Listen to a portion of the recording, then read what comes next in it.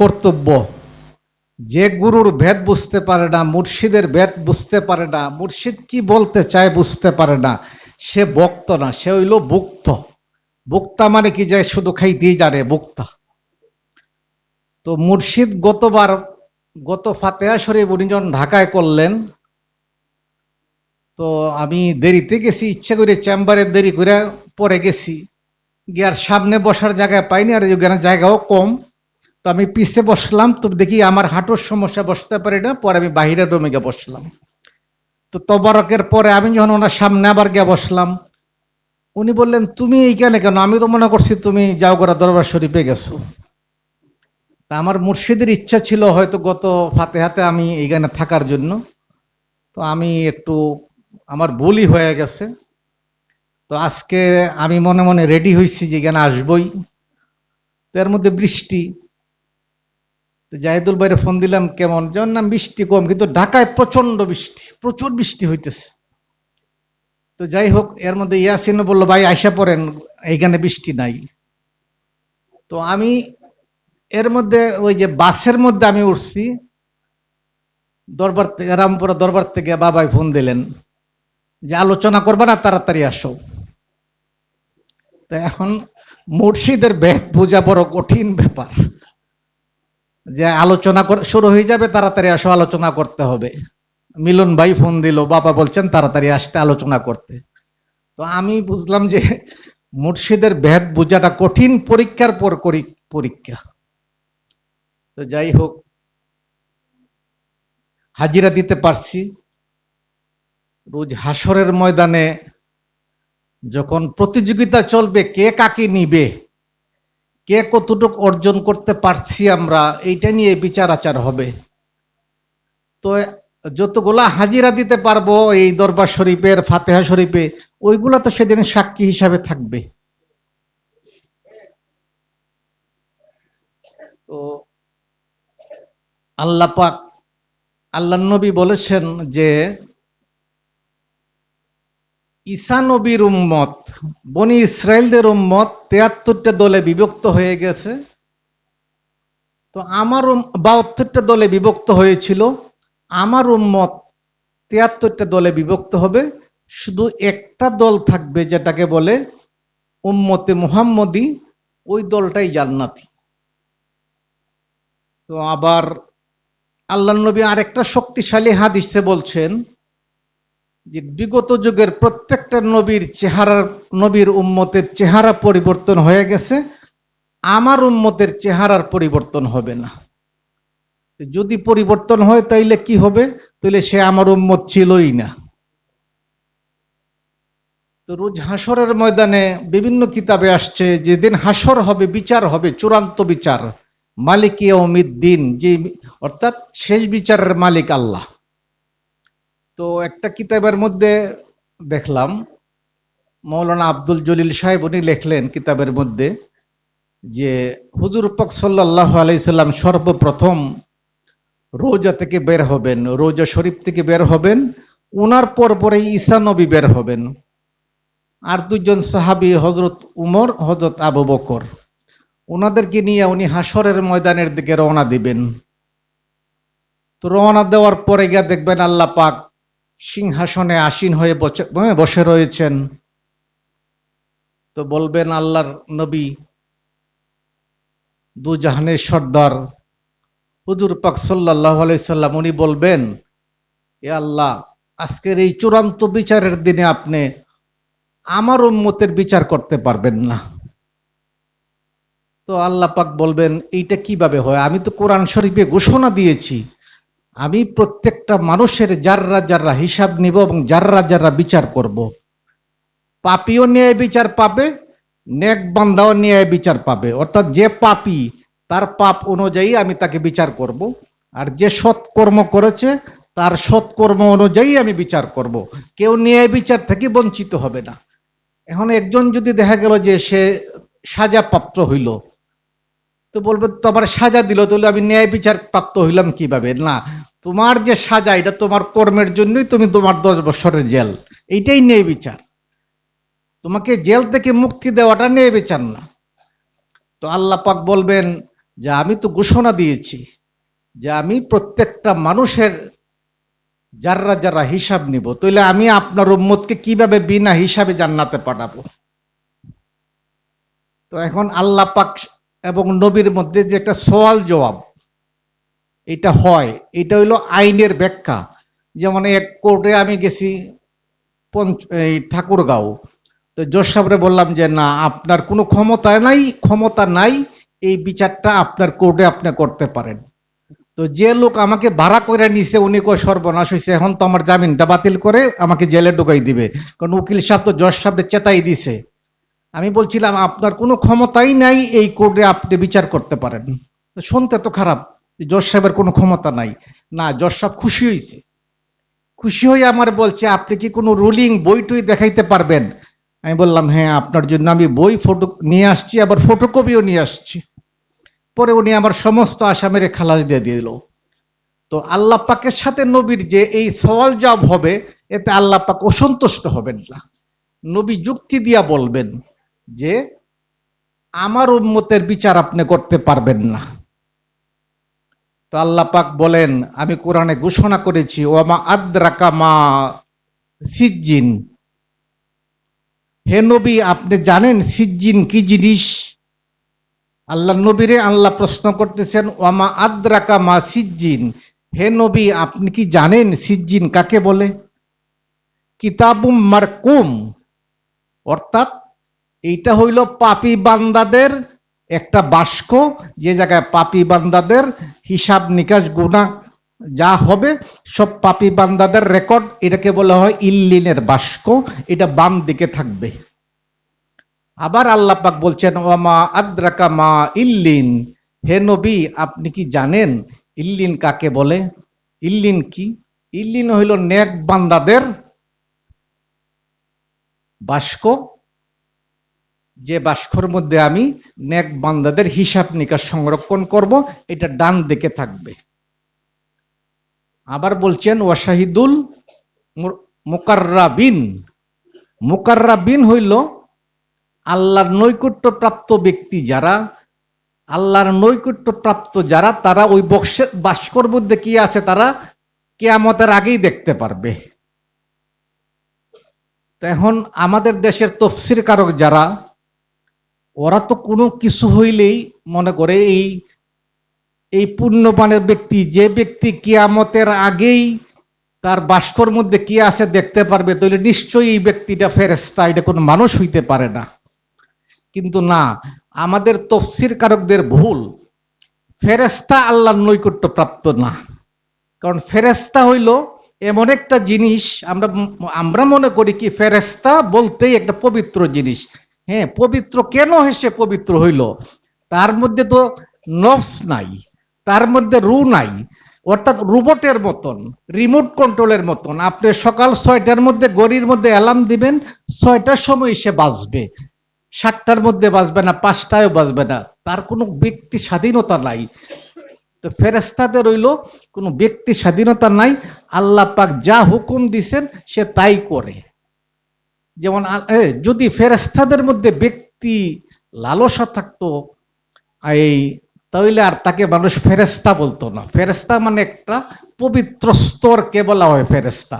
যদি তার মধ্যে সামান্যতম লালসা থাকতো তখন সে আর ফেরেশতা হইতো না।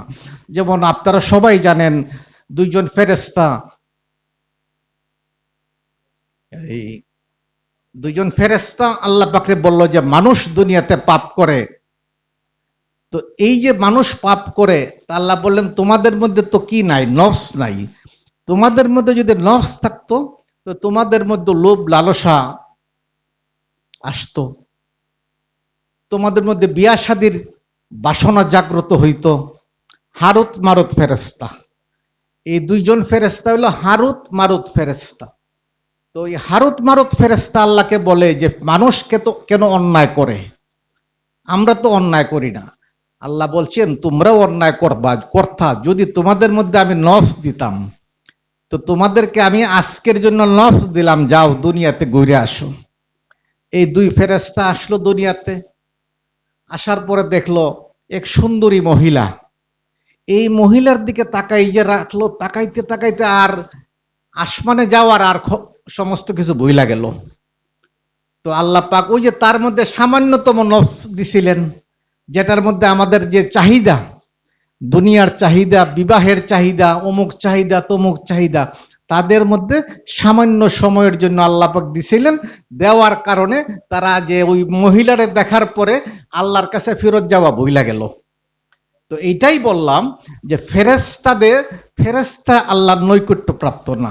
তাহলে আল্লাহর নৈকট্য প্রাপ্ত কে? আল্লাহর নৈকট্য প্রাপ্ত হইল মুমিন বান্দা।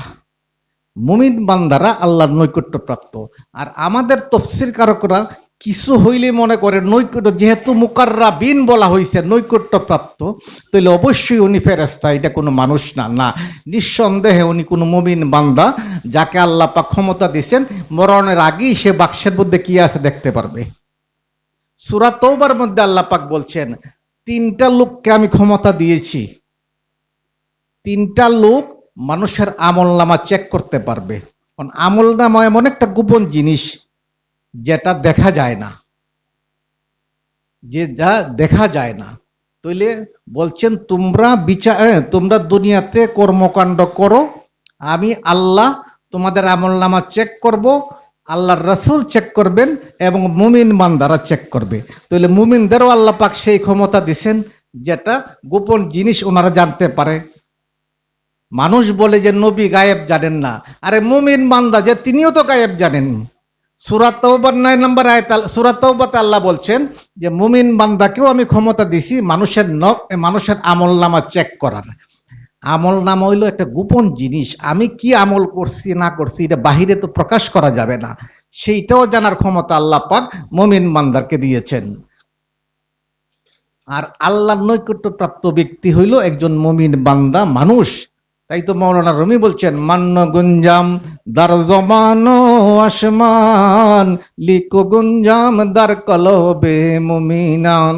অর্থাৎ এই সমস্ত সৃষ্টি জগৎ আমি আল্লাহকে ধারণ করার ক্ষমতা রাখে না। আমি আল্লাহ এত পাওয়ারফুল, এত শক্তিশালী, আজিজুল হাকিম, আমি আল্লাহ। এই পৃথিবীর কোনো ক্ষমতা নাই সৃষ্টি জগৎ আমি আল্লাহকে ধারণ করতে পারে। কিন্তু লিকে গুঞ্জাম দার কলবে মুমিনান, অর্থাৎ একটা মুমিনের বান্দার কলবে আবার আমাকে ধারণ করতে পারে। একটা মুমিন বান্দার কলবে আমি আল্লাহ থাকি। তাইলে মুমিন বান্দাটার পাওয়ারটা কতটুকু? তাইলে আল্লাহ পাক বলতেছেন, আল্লাহ নবী আল্লাহ পাককে বলতেছেন যে আপনি আমার উম্মতের বিচার করতে পারবেন না। তো আল্লাহ পাক বললেন কেন পারবো না? কারণ আল্লাহ নবী বলতেছেন, আপনিই তো কোরআনে ঘোষণা দিয়েছেন, কুল ইন কুনতুম তুহিব্বুনাল্লাহ ফাত্তাবিউনি ইউহিব্বুকুমুল্লাহ ওয়া ইয়াগফির লাকুম যুনুবাকুম আল্লাহু গফুরুর রহিম। অর্থাৎ আপনি তো ঘোষণা দিয়েছেন, হে নবী আপনি বলুন, যদি তোমরা আল্লাহকে ভালোবাসতে চাও তাহলে আমি আল্লাহর হাবিব মুহাম্মদুর রাসূলুল্লাহকে ভালোবাসো, আল্লাহ তোমার জীবনের সমস্ত গুনাহ মাফ করে দেবেন। এখন যে ব্যক্তির মধ্যে নবী মুহাম্মদুর রাসূলুল্লাহর সামান্যতম প্রেম রয়েছে, ওই দেহের মধ্যে তো নাফাকি জিনিস থাকতেই পারে না। যে দেহের মধ্যে নবী মুহাম্মদুর রাসূলুল্লাহর প্রেম রয়েছে, ওই দেহের মধ্যে নাপাক জিনিস থাকতে পারে না। ওই দেহটা পবিত্র জিনিস। তাহলে পবিত্র জিনিসের বিচার আবার কি?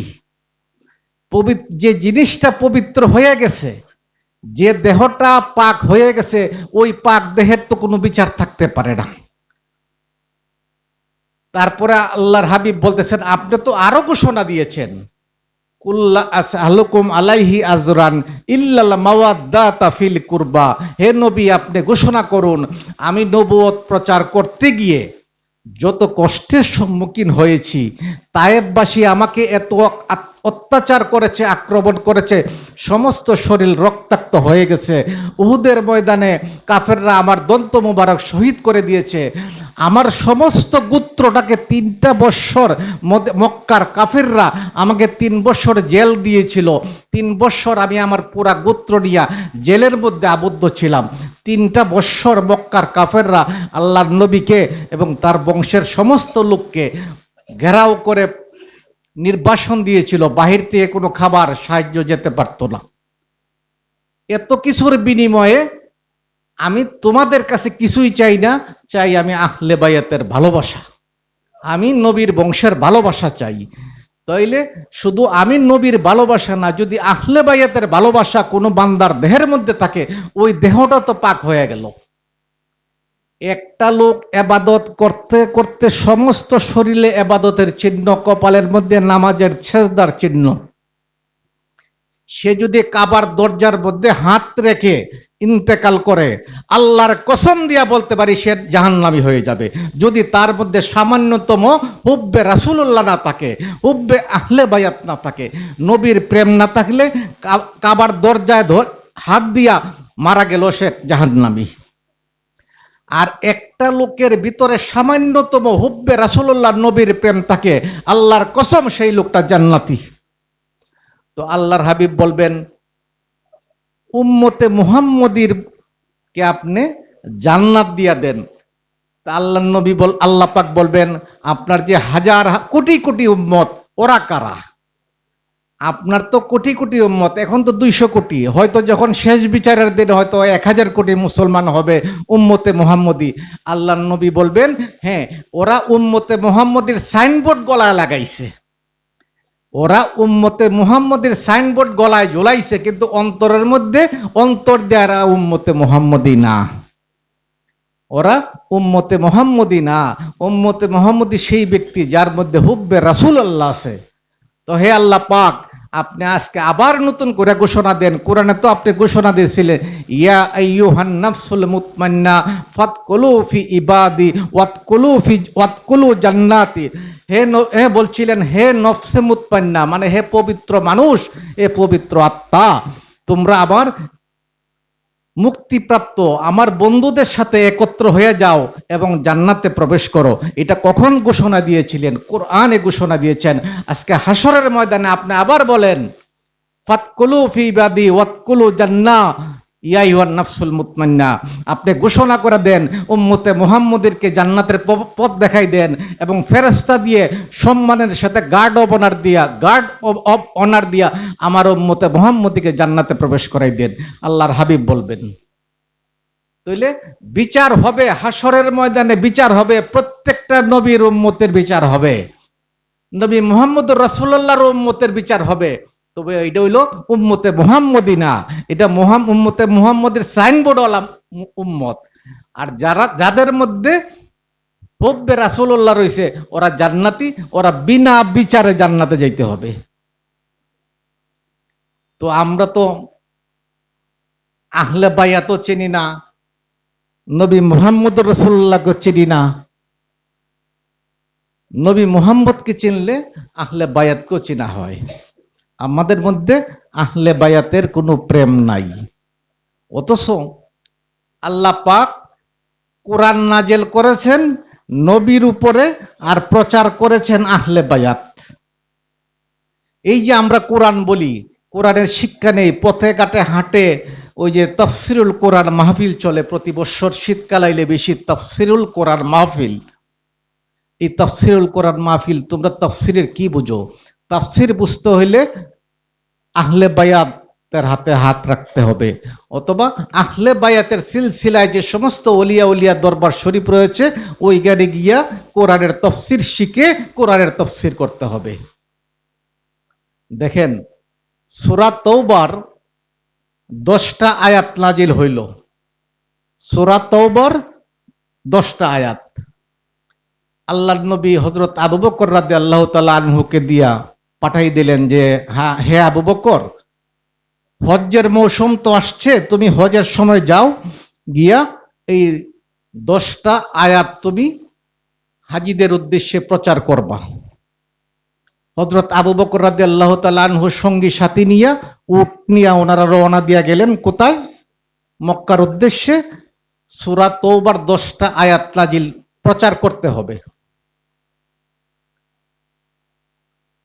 অনেকক্ষণ পরে জিবরাইল আমিন এসে বললেন, ইয়া রাসূলুল্লাহ, একটা ভুল হয়ে গেছে। আল্লাহর পক্ষ থেকে যে কোরআন নাজিল হয়, এইটা প্রচারের একমাত্র ক্ষমতা আপনি নিজে করবেন, অথবা আপনার আহলে বায়াত দা করাইতে হবে। অন্য কোনো লোক প্রচার করলে ওইটা কোরআনের বাণী প্রচার হবে না। সঙ্গে সঙ্গে তিনি তখন জিব্রাইল আমিন বললেন, আল্লাহ পাক হুকুম করেছেন আপনি আলীকে পাঠিয়ে দেন।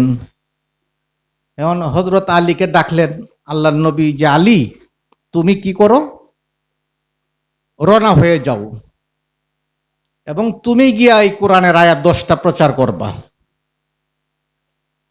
তো হযরত আলী উট নিয়ে রওনা হইতে চাইলেন। আল্লাহর নবী বললেন, দেখো ওরা প্রায় একদিনের পথ আগাইয়া গেছে উট দিয়া, তুমি তো গিয়ে উট দিয়া তাদেরকে ধরতে পারবা না, তাহলে তুমি কি করো, আমার সাদা ঘোড়াটা নিয়ে যাও। নবী সাদা ঘোড়ায় চড়তেন, নবী সাদা ঘোড়ায় চড়তেন। ভারতের একটা রাজ্য, ভারতের কর্ণাটক একটা প্রদেশ আছে, এখানে একটা মন্দির আছে। ওই মন্দিরের মধ্যে আমি একটা বইয়ের মধ্যে পাইছি, অধ্যাপক বেদ প্রকাশ, উনি এলাহাবাদ ইউনিভার্সিটির একজন প্রফেসর। উনি ওনার বইয়ের মধ্যে লেখছেন যে উনি ওই কর্ণাটক মন্দিরে গেছিলেন ভিজিট করতে, গিয়া দেখেন কি যে একটা সাদা ঘোড়া আর নিচে অনেকগুলা কালো লাল ঘোড়া তো উনি জিজ্ঞেস করলেন ওই যে মন্দিরের পুরোহিতকে যে সাদা ঘোড়াটা কেন, উনি বললেন যে শেষ নবী আসবেন, এবং উনি শেষ নবী বলে নাই, ওরা বলছে শেষ অবতার। তো অবতারের নবী একই অর্থ, হিন্দুরা বলে অবতার আর আমরা বলি নবী, শব্দ একই। অবতার মানে শেষ নবী আসবেন এবং উনি সাদা ঘোড়ায় চড়বেন। তো দেখেন ওরা এখনো বিশ্বাস করে শেষ নবী আসবেন এবং সাদা ঘোড়ায় চড়বেন। তাহলে আমাদের নবী যে শেষ নবী উনি আসছিলেন এবং উনি যে সাদা ঘোড়ায় চড়বেন, ওই ঘটনায় প্রমাণ মিলে। তো উনি বইয়ের মধ্যে লেখলেন পুরোহিতদের উদ্দেশ্যে, তোমরা এখনো ঘুমন্ত রয়েছ, শেষ নবী আসছিলেন এবং সাদা ঘোড়ায় চড়েছেন, খেজুর, এবং ওরা আবার বইয়ের মধ্যে লেখা আছে উনি খেজুর খেয়ে জীবন ধারণ করবেন, তীর দিয়ে যুদ্ধ করবেন। তো উনি বললেন, হ্যাঁ শেষ নবী এসেছিলেন জাজিরাতুল আরবে, ঘোড়ায় চড়ে যুদ্ধ করেছেন, তীর দিয়ে যুদ্ধ করেছেন এবং খেজুর ভক্ষণ করেছেন, খেজুর দিয়ে জীবন ধারণ করেছেন। তো ওই যে সাদা ঘোড়াটা, এটা শুধু নবী মুহাম্মদুর রাসূলুল্লাহ ব্যবহার করতেন, আর কেউ ব্যবহার করার ক্ষমতাও নাই, যোগ্যতাও ছিল না। নবীর ঘোড়ায় কে চড়তে পারে? শুধু একজনই চড়তে পারে, তিনি হলেন মৌলা আলী। কারণ হুজুর পাকের কাদের মধ্যে দাঁড়াইয়া মৌলা আলী মূর্তি ভাঙছিলেন। হুজুর পাকের কাদের উপর কেউ দাঁড়াইতে পারে পৃথিবীতে? এমন কোন শক্তি আছে? শুধু মৌলা আলীর সেই ক্ষমতা। মৌলা আলী ঘোড়া দিয়ে রওনা হয়ে গেলেন এবং এত তীব্র বেগে ঘোড়া চালাইলেন উনি ওনাদেরকে ধরতে পারলেন। ধরার পরে বললে, হযরত আবু বকর অত্যন্ত জ্ঞানী মানুষ, দেখেই প্রশ্ন করলেন, ইয়া আলী তুমি কি আমিরুল না মামিরুল? মানে তুমি নেতা হইয়া, আমির অর্থ নেতা, তুমি নেতা হয়ে আসছো না মামিরুল হয়ে আসছো, নেতার অধীনে একই? তো উনি বললেন যে না, আমি মামিরুল হয়ে আসছি, নেতা আপনি। শুধু আমি 10টা কোরআনের আয়াত তেলাওয়াত করব হজের মৌসুমে মক্কার সামনে, এরপরে আমি চলে যাব, আপনি হজ কইরা পরে ফিরবেন। হযরত আবু বকর রাদিয়াল্লাহু তাআলা আনহু হজ শেষ করলেন, এসে আল্লাহর নবীকে চার্জ করলেন। উনি হাদিসের মধ্যে আসছে, বিভিন্ন কিতাবের মধ্যে আসছে, হে নবী আপনি কেন আমাকে পাঠানোর পরে আবার আলীকে কেন পাঠাইলেন? তো আল্লাহর হাবিব বললেন, আমি তো আলীকে পাঠাই নাই। তাহলে আলী গেল কেন 10টা আয়াত পড়ার জন্য? আলীকে তো আলীর আল্লাহ পাঠাইছে, আলীর আল্লাহ হুকুম দিয়ে পাঠাইছে, আলী আল্লাহর হুকুমে গেছে, আমার হুকুমে আলী যায় নাই। এই হইল আহলে বায়াতের মর্যাদা। আহলে বায়াতের মাধ্যমে কোরআন প্রচার হইতে হবে এবং আহলে বায়াতের সিলসিলায়, হেরা গুহার সিলসিলায় যারা কোরআনের তাফসীর করেন, যেমন আবার মুর্শিদ কেবলা, উনি সেই সিলসিলা, ওনার সেই ক্ষমতা রয়েছে কোরআনের তাফসীর করার। এই পথে ঘাটে ওই যে মুরগিপুট্টি কাঁচা বাজার সমিতি, আরো কি চাউল আড়ত সমিতি, প্রতি বছর যে কোরআনের তাফসীর, এইগুলা সঠিক না, কারণ এইগুলা মানুষকে বিভ্রান্ত করে। একমাত্র কোরআনের তাফসীর করার ক্ষমতা রয়েছে বর্তমান জামানার কাজী বেনজির হক চিশতীর, এবং উনার মতোই আরো যারা যারা এই ধরনের মৌলা আলীর সিলসিলায় আছেন, ওনারা কোরআনের তাফসীর করতে পারেন।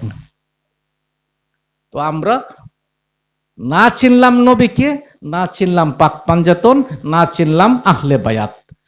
আমরা প্রত্যেক পৃথিবীর ইতিহাসে সবচেয়ে জঘন্যতম ঘটনা, আল্লাহর হাবিব চারজন আহলে বায়াতকে জনগণের সামনে প্রচার করে গেলেন যে এরা আমার আহলে বায়াত, আল্লাহর হুকুম, তোমরা ওদেরকে ভালোবাসো। আমরা চারজনকে শহীদ করে ফেললাম। হযরত আলীকে আমরা হত্যা করলাম, খাতুনে জান্নাত মা ফাতেমাকে দরজায় লাথি দিয়ে আঘাতপ্রাপ্ত হয়ে উনি শহীদ হয়ে গেলেন। ইমাম হাসান আলাইহিস সালামকে আমরা বিষ প্রয়োগে হত্যা করেছি। ইমাম হুসেনকে কারবালার ময়দানে আমরা শহীদ করেছি। কোন হিন্দু, কাফির, বৌদ্ধ, খ্রিস্টান এগুলা করে নাই। অথচ দেখেন মৌলা আলী জিন্দা কোরআন। হযরত উমর রাদিয়াল্লাহু তাআলা আনহু যখন আমির, দ্বিতীয় খলিফা, যেভাবেই খলিফা হন, উনি তো খলিফা ছিলেন, তো আমরা বিয়াদবের মতন ওনাকে গালি দিতে পারি না, এটা আমাদের মুর্শিদের শিক্ষা। ওরা যেভাবেই খলিফা খেলাফত ছিনতাই করুক, খেলাফতের দায়িত্ব পালন করেছে, ওনাদের বিরুদ্ধে আমাদের কোনো বক্তব্য নাই, গালিগালাজ আমরা করব না। অনেকে ওনাদেরকে কাফের বলে, আমরা বলবো না, আমার মুর্শিদ আমাকে সে শিক্ষা দেন নাই। আমার মুর্শিদ বলছেন তুমি বলো, এর ফায়সালা আল্লাহ এবং আল্লাহর রাসূল করবেন। কেন করবেন? এই তিনজন খলিফা ছিলেন নবী মুহাম্মদুর রাসূলুল্লাহর একদম ঘনিষ্ঠ। তো ওনাদের ব্যাপারে তোমাদের কোনো বক্তব্য নাই, এটার ফায়সালা আল্লাহর রাসূল করবেন। তো যাই হোক, হযরত উমর রাদিয়াল্লাহু তাআলা আনহু একদিন, অনেকে কুশি দৌড় দিয়ে হাঁটে না, দৌড়ও দেয় না কিন্তু আবার আস্তে হাঁটে না, কুশি দৌড় দিয়ে হাঁটতেছেন হযরত উমর। আর যারে পান তারে জিজ্ঞেস করেন আলী কোথায়, আলী কোথায়। তো পরে মৌলা আলীর ঘরে নক করলেন, আলী আলী। তখন ইমাম হাসান আলাইহিস সালাম বলেন, বাবা তো ইহুদির বাগানে পানি সেচের কাজ করতে গেছেন, পানি মানে কামলা হিসাবে কাজ করতে গেছেন। হযরত উমর দৌড়তে দৌড়তে গিয়ে ওই হযরত আলীকে পেয়ে গেলেন। বললেন যে আলী, তুমি আমার সাথে তাড়াতাড়ি চলো, মসজিদে নববীতে দরবারে চলো। হযরত আলী আলাইহিস সালাম বলে যে না, আমি যাইতে পারবো না, আমি তো রোজ ভিত্তিক কামলা, আমি যদি এখন আপনার সাথে গেলে তো আমি সারা দিনের কর্মের টাকাটা পাবো না। তো আলী, আমি তো মহা বিপদে পড়লাম। কিসের বিপদ? যে গত রাত্রে দুইজন মহিলা, ধাত্রীবাড়ি তো বুঝেন, যে জায়গায় বাচ্চা প্রসব হয়, এখন তো হাসপাতাল, আগে তো গ্রামে ধাত্রীবাড়ি ছিল, আপনারা বুঝেন। ধাত্রীবাড়িতে দুইটা সন্তান প্রসব হয়েছে, দুই মহিলার, একটা পুত্র সন্তান আর একটা মহিলা সন্তান, মেয়ে সন্তান।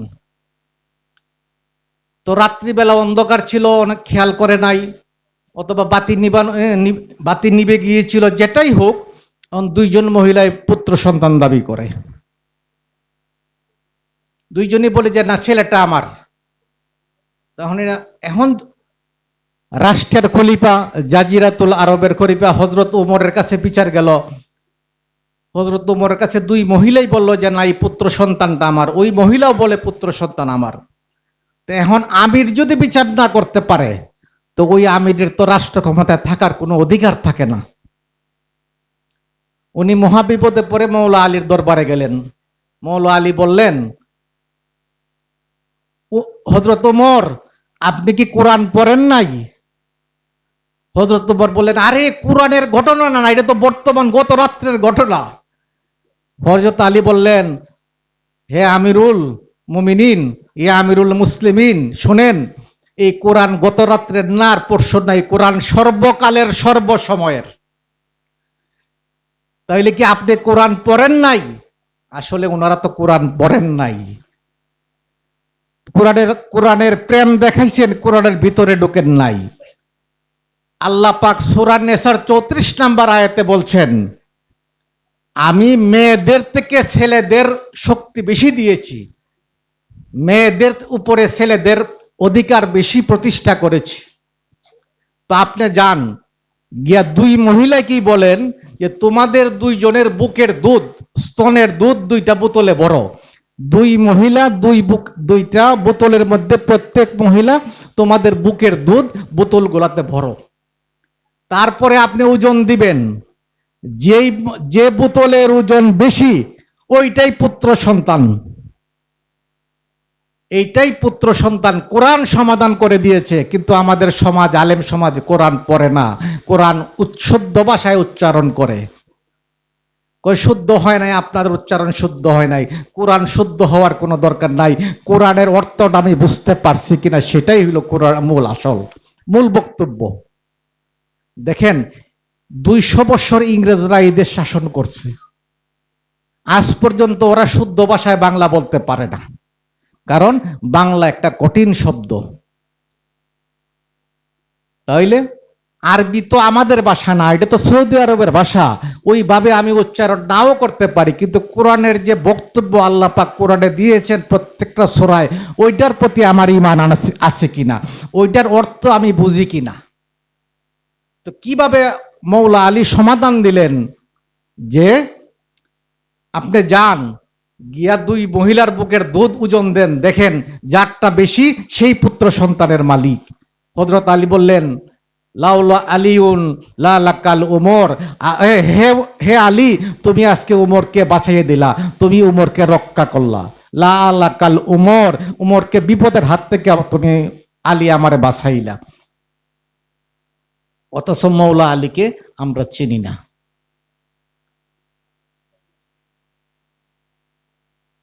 মৌলা আলী সম্পর্কে গেলে আল্লাহ পাক কোরআনে বলছেন যে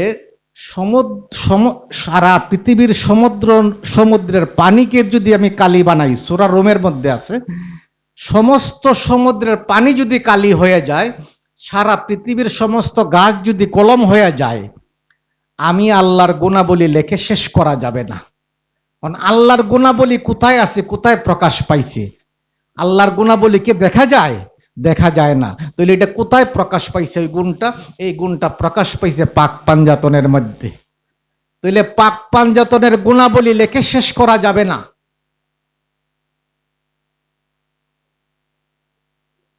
তাবুক যুদ্ধের সময়, তাবুক যুদ্ধটা হয়েছিল নবীজির ওফাতের কিছুদিন আগে, তাবুক যুদ্ধ। মদিনা থেকে তাবুক অনেক দূরে, এবং ওই সময় প্রচন্ড গরম ছিল। আল্লাহর নবী সিদ্ধান্ত নিলেন যে আমরা তাবুক যুদ্ধে রওনা দিব। উনি ঘোষণা দিয়ে দিলেন, সবাই রেডি হয়ে যাও, তাবুক যুদ্ধে যাইতে হবে। আর এইদিকে হয়েছে কি, তাবুকবাসীরা ষড়যন্ত্র করতেছে যে যখনই নবী মুহাম্মদুর রাসূলুল্লাহ তাবুক যুদ্ধের দিকে রওনা দিবেন, মদিনায় কিছু মুনাফিককে নিয়ে আমরা রাষ্ট্র ক্ষমতা দখল করব। আমরা ক্ষমতা দখল করে, নবী যখন যুদ্ধে রওনা দিবেন, যাইতেই লাগবে 30 দিন, আসতে 30 দিন। এর মধ্যে মদিনার কাফেরদের কিছু মুনাফিক, মুসলমান মুনাফিক ছিল, ওরা যুদ্ধে যায় নাই, ওরা থাকলো মদিনায়। ওরা তাবুকের সাথে সূত্র করলো যে নবী রওনা দিলেই ওরা একটা সামরিক অভ্যুত্থান ঘটাইব, মানে ক্ষমতা দখল করবে। আল্লাহ জাল্লা শানুহু হযরত জিবরাইল আমিনকে পাঠাই দিলেন। পাঠাইয়া বললেন, জিবরাইল আমিন সালাম দিয়ে বললেন, ইয়া রাসূলুল্লাহ, আল্লাহ পাক বলছেন তাবুকের যুদ্ধে হযরত আলীকে না নেওয়ার জন্য। তো হযরত আলী বললেন, মৌলা আলী, হুজুর পাক সাল্লাল্লাহু আলাইহি সাল্লাম বললেন যে আলী ছাড়া তো আমি কোনো যুদ্ধে জয় লাভই করতে পারি না। আলী ছাড়া তো কোনো যুদ্ধের বিজয় আসে নাই। লা ফাতা ইল্লা আলী, লা সাইফা ইল্লা জুলফিকার। লা ফাতা ইল্লা আলী অর্থ কি? আলী ছাড়া কোনো বিজয় নাই। আর লা সাইফা ইল্লা জুলফিকার, অর্থাৎ আলীর তলোয়ার ছাড়া পৃথিবীতে কোনো তলোয়ার নাই। তাইলে এখন আমি আলীকে ছাড়া কিভাবে যুদ্ধে যাই? তো জিবরাইল আমিন বললেন যে আল্লাহ পাক বলছেন আল্লাহ নিজেই ওই যুদ্ধের সেনাপতি হয়ে যাবেন। সূরা আনফালের 17 নম্বর আয়াতে আল্লাহ পাক বলতেছেন, হে নবী, আপনি যে বদরের যুদ্ধে তীর নিক্ষেপ করেছিলেন, বালু নিক্ষেপ করছেন, বর্ষা নিক্ষেপ করছিলেন, ওইগুলো আপনি করেন নাই, আমি স্বয়ং আল্লাহ করছি। তাহলে যুদ্ধ কে করছে? আল্লাহ নিজেই যুদ্ধ করছেন কাফেরদের বিরুদ্ধে। জিবরাইল আমিন বলছেন আলীকে নেওয়ার দরকার নাই, আল্লাহ নিজেই সেনাপতি হয়ে যুদ্ধ করবেন আপনার সাথে। এখন প্রশ্ন হইল, আলীকে নেওয়ার দরকার নাই কেন? অর্থাৎ আলী যদি মদিনায় থাকেন, তাহলে কাফেররা আলীর সামনে আসার সাহস পাবে না। খবর সারা দেশে খবর প্রচার হয়ে গেল আলী নাকি যুদ্ধে যাবেন না, আলী যুদ্ধে যাবেন না। এখন দুষ্ট লোকরা কি করলো, একটা ষড়যন্ত্র, আবার নতুন ষড়যন্ত্র শুরু করলো এবং মৌলা আলীকে হযরত হুজুর পাক সাল্লাল্লাহু আলাইহি সাল্লাম লিখিতভাবে মদিনার শাসনকর্তা নিযুক্ত করলেন, মদিনার প্রেসিডেন্ট এবং নবুয়তের দায়িত্ব দিয়া গেলেন। অর্থাৎ আমি নবী মুহাম্মদ যা করতাম আলীও তাই করবে। তো নবী মুহাম্মদ কি করতেন, মদিনা শাসন করতেন, নবুয়ত প্রচার করতেন, তাহলে মৌলা আলীও নবুয়ত প্রচার করবেন। তাহলে তিনি নবুয়তের দায়িত্ব পালন করছেন মৌলা আলী। আজকে বাংলাদেশের প্রধানমন্ত্রী যদি কোথাও বাহিরে যান, দায়িত্ব দিয়ে যান মাননীয় স্পিকারের হাতে, মাননীয় স্পিকার কি করেন, সংসদেরও দায়িত্ব পালন করেন, প্রধানমন্ত্রীর তো দায়িত্ব উনি পালন করেন। তো বলছেন যে লিখিত দিয়ে গেছেন আমার অনুপস্থিতিতে আলী মদিনার শাসনকর্তা হিসেবে দায়িত্ব পালন করবে এবং আমি যা যা করতাম ওইটাও সে করবে। তো নবী তো নবুয়ত প্রচার করতেন, তাহলে মৌলা আলীও নবী ছিলেন ওই সময়। এগুলো হলো জ্ঞানের বিষয়, যুক্তির বিষয়, বুঝার বিষয়। এখন ওরা আবার শয়তানি শুরু করে দিল, বলল আলী কি সংবাদ পাইলাম, তোমাকে নাকি নবী মক্কা মদিনার মহিলাদের শাসনকর্তা নিযুক্ত করে গেছে। তো এটা শুনতে অনেকের জন্য একটা অপমান হয় না, যে আমি মদিনার মহিলাদের খলিফা, মদিনার মহিলাদের প্রেসিডেন্ট। এটা তো তার মৌলা আলীর বীরত্বের মধ্যে লাগছে যে আমি মদিনার মহিলাদের খলিফা, এটা তো হইতে পারে না। উনি গিয়ে নবীকে ধরলেন, ইয়া রাসূলুল্লাহ আমিও যুদ্ধে যাব আপনার সাথে। বললেন যে না, আল্লাহর হুকুম, তোমাকে মদিনায় থাকতে হবে, এখানে গোপন সংবাদ আছে, মদিনায় যে কোনো মুহূর্তে বিদ্রোহ হইতে পারে। তারপরে তিনি বললেন শোনো, হযরত মুসার কাছে তার ভাই হারুন যেমন ছিল, তুমিও আমার কাছে সেই রকম। আনতা মিন্নি বিমান জিলাতি হারুন আমিন মুসা লাইল্লা নাবিয়া বায়াদি। আমার পরে আর কোন নবী নাই, নবী থাকলে তুমিই নবী হইতা। মুসার ভাই হারুনকে আল্লাহ পাক নবী বানাইছেন মুসার অনুরোধে, তো তোমাকেও আল্লাহ নবী বানাইতেন, কিন্তু আমার পরে আর কোন নবুয়তের সিস্টেম নাই, নবুয়ত খতম হয়ে গেছে। বিভিন্ন হাদিসের মধ্যে পাই, লজ্জা লাগে পড়তে, হযরত উমর আল্লাহ নবী নাকি বলছেন আমার পরে যদি কেউ নবী হইতো সেটা হইতো হযরত উমর। লজ্জা লাগে এগুলা বলতে, এগুলা লজ্জার বিষয়। তো তাহলে দেখেন, আল্লাহ নিজে হুকুম দিলেন আলীকে তুমি তাবুক যুদ্ধে না গিয়া এখানে অবস্থান করো, তোমার সামনে কাফেররা আসতে পারবে না। তাহলে এরপরে নবী ঘোষণা দিলেন যে আমার জায়গায় আলী খলিফারও দায়িত্ব পালন করবে, নবুয়তেরও দায়িত্ব পালন করবে। এত বড় মর্যাদা মৌলা আলীর, আমরা মৌলা আলীকে চিনতে পারি নাই। উনি ছিলেন জীবন্ত কোরআন। ওই জীবন্ত কোরআন জিনিসটাই তো আমরা বুঝতে পারি না। জীবন্ত কোরআন কি? জীবন্ত কোরআন হইল একটা হইল কালাম, যেটা প্রকাশ পায় ওহির মাধ্যমে লিখিত হয়েছে, এটা কিসসা কোরআন। আর যে কোরআন সার্বক্ষণিক মানব দেহের মধ্যে মানবের প্রত্যেকটা অঙ্গ প্রত্যঙ্গ দিয়ে ওই জিনিস প্রকাশ পায়, এটাকে জীবন্ত কোরআন। এই জীবন্ত কোরআন প্রতিটা অলিয়া উলিয়া নিজেই জীবন্ত কোরআন, প্রতিটা মুর্শিদ নিজেই জীবন্ত কোরআন, মৌলা আলী জীবন্ত কোরআন। এই জন্য আমাদের মুর্শিদ একটা গান বলছিলেন যে তোমরা ওজুদ কোরআন তফসির করে নিজেরাই অলিয়া উলিয়া হয়ে যাও, নিজেরাই অলি হয়ে যাও। অর্থাৎ এই মানব দেহটাকে চিনো, মানব দেহটাকে চিনলে তোমার সব চেনা হয়ে যাবে। এই অর্থাৎ তুমি মানুষকে চেনার জন্য, মানুষকে চেনার জন্য শুধু আল্লাহ নবী বলেন নাই, আল্লাহ নবীর থেকে 4000 বছর আগে সক্রেটিস আসছিলেন, উনিও বলছেন নো দাই সেলফ, তোমরা তোমাদেরকে চিনো, মানে মানুষকে চিনো, আমি মানুষটাকে। এখন এই সক্রেটিসকে তো আমি নবীতে বড় করে দেখতে পারি না। কেন পারি না? আল্লাহ নবী বলছেন বিগত যুগের প্রত্যেকটা পবিত্র মানুষের সাথে আমি নবী মুহাম্মদ ছিলাম। তাইলে প্রত্যেকটা পবিত্র মানুষের সাথে নবী মুহাম্মদ ছিলেন, তাইলে কাউকে ছোট বড় করার কোনো সুযোগ নাই। অনেকে একটা বই লেখছে, এটা নিয়ে আমি আগামী আলোচনায় বলবো, মুর্শিদের সামনেই বলা দরকার, নবী রাসূলের পার্থক্য একজনে বই লেখছেন, আর রুহ এবং নফসের পার্থক্য। তো এটা মুর্শিদের সামনে আমি এটা ব্যাখ্যা দিব, দয়াল যদি আমাকে সেই সুযোগ দেন। তো যাই হোক, আজকে বৃষ্টির কারণে অনেকে হয়তো আসতে পারেন নাই, আসলে প্রচুর বৃষ্টি ছিল। তো যাই হোক, আমরা মুর্শিদের প্রেমে উদ্বুদ্ধ হয়ে এই ফাতেহা শরীফ উপস্থিত হয়েছি। আল্লাহ পাক যেন আমাদের এই ফাতেহা শরীফ কবুল করেন। এবং এই বলেই আমি সবার কাছে দোয়া চাই। আমি ব্যক্তিগতভাবে অসুস্থ, তো ভাবতেছিলাম ইন্ডিয়া যাব কিনা, আমার বিভিন্ন কয়েকটা প্রবলেম ছিল। তো ইন্ডিয়া যাওয়ার সিগন্যাল আমি এখনো মুর্শিদ থেকে পাই না। যে দেখি যে এগুলা হয়তো দেশেই সমাধান হয়ে যেতে পারে। তো যদি তাই হয়, যে এটা মুর্শিদের ইচ্ছা, মুর্শিদ কখন কোন সিগন্যাল দেবেন এটা কেউ বলতে পারে না। এক ডাক্তার তো বলছে যে আপনার লিভারে মারাত্মক ইনফেকশন হয়েছে, যে চর্বি দিয়ে ব্লক হয়ে গেছে। তো আবার এক ডাক্তার বলছে, কয় আমিও তো লিভারের সার্জন, কিচ্ছু লাগবে না, আপনি যান, এমনি যান, আমি যে ওষুধ দিছি 1 মাস খাই আবার আসবেন।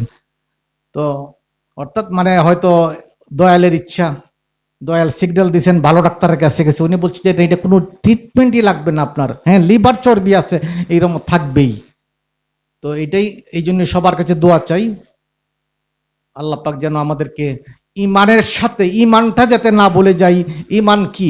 ইমান হইল স্বয়ং মুর্শিদ, এইটাকে যাতে না বলি। ওই দিন আমি বলছিলাম যে ইমাম হুসাইন যে শহীদ হইলেন, কি কারণে? ইমাম হুসাইনের তো অনেক পাওয়ার ছিল, স্পিরিচুয়াল পাওয়ার। দুনিয়া কিয়ামত, নিজেই কিয়ামত করে দিতে পারতেন, সমস্ত কিছুকে স্তব্ধ করতে পারতেন, সমস্ত মানুষকে উনি বায়াত গ্রহণ করতে পারতেন, উনি করেন নাই। কেন? যে আমরা যে ইমান আনছি, গাইবি ইমান, নবীর যুগ থেকে শুরু করে সাহাবীদের যুগে, তাবে তাবিন, সমস্ত যুগেই এটা হলো গাইবি ইমান, না দেখে ইমান আনা। যে না, এই জন্য ইমাম হোসেন বলছেন, ওরা যদি দেখে ইমান আনতো তাহলে তো আমার বিরুদ্ধে যুদ্ধ করতো না। যখন ওই লোকটা চিনত যে ইমাম হুসাইনই তো আমার কলেমা, তাহলে তো আর ইমাম হুসাইনের বিরুদ্ধে যুদ্ধ হয় না, পায়ে সেজদা দিয়া পড়ে থাকতো। যখন আমি চিনবো যে আমার মুর্শিদই আমার ইমান, তাহলে কি মুর্শিদের বিরুদ্ধে আমি তলোয়ার ধরবো না মুর্শিদের গীবত গাইবো? আমি গাইতে পারি না। উনিই তো আমার ইমান, উনিই তো আমার জান্নাত, উনি তো আরশে মুআল্লামা। তাইলে আমি যদি ওনাকে চিনি, আর না চিনা গাইবি ভাবে বায়াত হইয়া আসা যাওয়ার মধ্যে থাকি, এটা হইল গাইবি আসা যাওয়া। আর যদি ওনাকে আমি চিনি, তাইলে আমার ওনার গীবত গাওয়া না, পায়ে সেজদা দেওয়া, এবং এই সেজদা মৃত্যুর আগ পর্যন্ত এই সেজদা আর উঠানো যাবে না, এই সেজদার থেকে বাইরে হওয়া যাবে না। এই পৃথিবীর প্রথম ঘোষণাই ছিল সেজদা দেওয়া, সেজদা। আমরা যেন সেজদার থেকে বিচ্যুত না হই। এখন সেজদা বলতে দেখানো সেজদা না, সেজদাটা হইল এমন এক জিনিস মুর্শিদের কমান্ডে চলে আসা। সেজদাটা হইল কোরআনের একটা সেটেলড ইস্যু। অনেকে বলে না সেজদা করা না করা, আমি সেজদা নিয়ে বেশি আলোচনা করব না। কেন বলি? আল্লাহ পাক বলছেন, ওয়াইজ কুল্লানা লিল মালাইকাতু ফাসাজুদু, ওয়াইজ কুল্লানা লিল মালাইকাতু ইসজাদুলি আদামা ফাসাজাদু ইবলিসা ফাসাজাদু ইল্লা ইবলিসা ওয়া কানা মিনাল কাফিরিন। কিছু কিছু জিনিস আছে আল্লাহ নিজেই ঘোষণা দিয়ে দিয়েছেন। ধরেন জজ সাহেব কাউকে ফাঁসি দিল, ফাঁসির ঘোষণা হওয়ার পরে প্রধানমন্ত্রী সুপারিশ করলে তো এটার মাপ হবে না, কারণ উনি তো লিখিত দিয়ে দিয়েছেন ফাঁসি। তো আল্লাহ ঘোষণা দিয়েছেন যে সেজদা করবে না সে কাফের। এখন আমি সেজদারে যে ভাবেই নেই না কেন, এবাদতি সেজদা বলি, তাজিমি সেজদা বলি, যে সেজদাই বলি, সেজদা না দিলে কাফের। এখন আমাদের মৌলানারা বলে কি যে না, এই সেজদার হুকুম ছিল ফেরেশতার প্রতি। আরে ফেরেশতা তো রোবট, ওরে আমি কি, ওরে আল্লাহ পাক কি যা বলবেন তাই তো সে করবে। ফেরেশতা হইল রোবট, তাকে আপনি যা হুকুম করবেন তাই সে করবে। আল্লাহ বলছেন সেজদা দাও, সেজদা দিছে। ফেরেশতার মধ্যে যদি সামান্যতম নফস থাকতো, তাহলে সে সেজদা নাও দিতে পারত। ওই জায়গায় আজাজিল উপস্থিত ছিল, আজাজিলের মধ্যে নফস ছিল। আমার যেমন নফস আছে তারও নফস আছে, আমার রুহ ছিল তারও ওই সময় রুহ ছিল। তারপরে তার জন্য এবাদত ছিল, আমার জন্য এবাদত, ফেরেশতার জন্য কোনো এবাদত নাই। তো তার জন্য যেহেতু রূহ ছিল, নফস ছিল, ওই নফস তাকে বাধা দিছে যে না আমি সেজদা করব না। তাহলে আমার আলেম সমাজ বলতেছে কি এই সেজদাটা তো ছিল ফেরেশতাদের জন্য। না, ফেরেশতার জন্য কোনো সেজদা ছিল না, এটা রোবট। আপনার অভিষেক বাসার কাজের লোককে যেখানে বলবেন এখানে যাবে সে, তারা আপনি বেতন দেন। আমার পিয়নরা আমি যা বলবো সে তাই শুনবে, কারণ আমি তাকে বেতন দেই। বেতন না দিয়া যদি না দিলে দেখি সে আমার হুকুম পালন করে কিনা। আজাজিলের ক্ষমতা ছিল ভালো মন্দ বোঝার। সে ভালো মন্দ বুঝছে কি, যে আমি আদমের চেয়ে উন্নত, আমি আগুন দ্বারা তৈরি, এই জন্য সে সেজদা করে নাই। ভালো মন্দ বোঝার ক্ষমতা ছিল, ফেরেশতার ভালো মন্দ বোঝার ক্ষমতা ছিল না। তাইলে বোঝা গেল যার নফস আছে তার জন্য সেজদা। আজাজিলকে আল্লাহ পাক কেন কাফের ঘোষণা দিলেন? আজাজিল তোকে সেজদা দিতে বলেন নাই, বলছেন ফেরেশতাকে। কোরআনে ফেরেশতার কথাই আসছে। তাইলে আল্লাহ পাক আজাজিলকে কেন কাফের ঘোষণা দিলেন? অর্থাৎ এই সেজদাটা নফস ওলা প্রত্যেকের জন্য ফরজ ছিল। যাদের নফস আছে তার জন্য সেজদা ফরজ ছিল। এই জন্যই নফস ওলা আজাজিল খান্নাস হয়ে গেল। তাইলে প্রত্যেকটা নফস ওলা মানুষের জন্য, যেহেতু বলছেন নফসের জন্য সেজদা, তাহলে আজাজিলের নফস ছিল, আমারও নফস আছে, আমার জন্য সেজদা। এখন সেজদা নিয়ে এত আলোচনার প্রয়োজন নাই মৌলবীদের মতন, কারণ আল্লাহ পাক অলরেডি এটার রায় ঘোষণা করে দিয়েছেন, সেজদা না দিলে কাফের, এটার কোনো মাপ নাই।